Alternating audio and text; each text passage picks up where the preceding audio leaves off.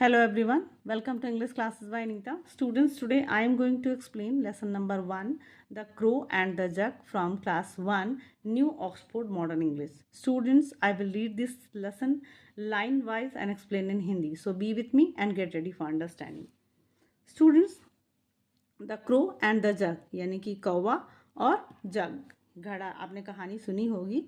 तो चलिए पढ़ते हैं। द सन इज शाइनिंग यानी कि सूरज चमक रहा था। द सन इज शाइनिंग यानी कि सूरज चमक रहा है।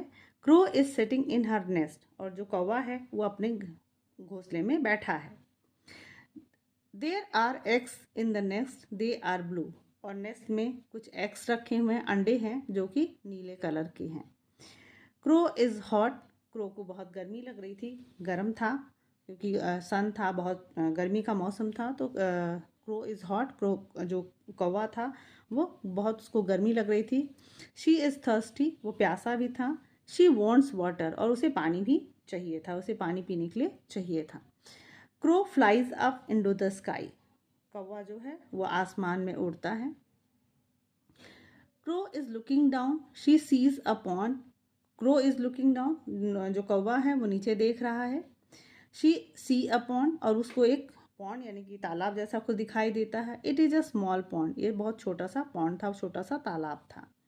Is there water in the pond, क्या उस पॉन्ड में पानी है? येस देयर इज़, हाँ वहाँ है। क्रो फ्लाइज डाउन, जो कौवा है वो नीचे जाता है। There is net on the pond और वो जो पॉन्ड था यानी कि जो तालाब था उसके ऊपर एक नेट लगाया गया था, जाल लगाया गया था ताकि कोई भी वहाँ पानी पीने के लिए कोई चिड़िया कोई पक्षी आए तो वो पकड़ ले उसको, इसलिए। तो द होल्स आर स्मॉल और उसके जो होल्स थे जो बहुत छोटे छोटे थे। Crow's head so is big, लेकिन जो क्रो का हेड था, सर था, वो छोटा था ताकि उस नेट से उसका अपना सर डाल के वो पानी नहीं पी सकता था। कैन क्रो गेट वाटर, क्या जो कौवा है उसको पानी मिलता है? नो शी कैन नॉट, लेकिन वो उसको पानी नहीं मिलता है। Crow is biting the net, अब जो क्रो है वो नेट को काट रहा है। द नेट इज स्ट्रॉन्ग, लेकिन जो नेट है वो मजबूत है। Can crow break the net, क्या जो कौवा है वो नेट को ब्रेक कर पाता है, तोड़ पाता है? नो शी कैन नॉट, नहीं वो नेट को नहीं काट पाता है। Crow can not get water, इस जो कौवा है उसे पानी नहीं मिलता है।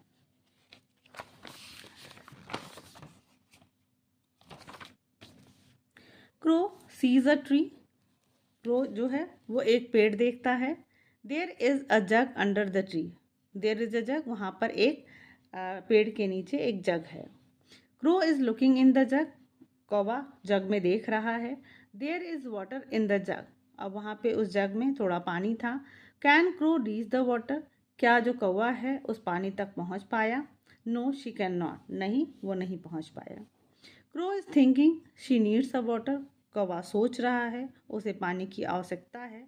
Crow has an idea, crow के दिमाग में एक विचार आता है, आइडिया आता है। Crow is sitting a stone, sorry crow is getting a stone, कौवे को एक स्टोन मिलता है, पत्थर मिलता है। The stone is small and round, जो पत्थर था वो छोटा था और गोल गोल था, गोल सा था।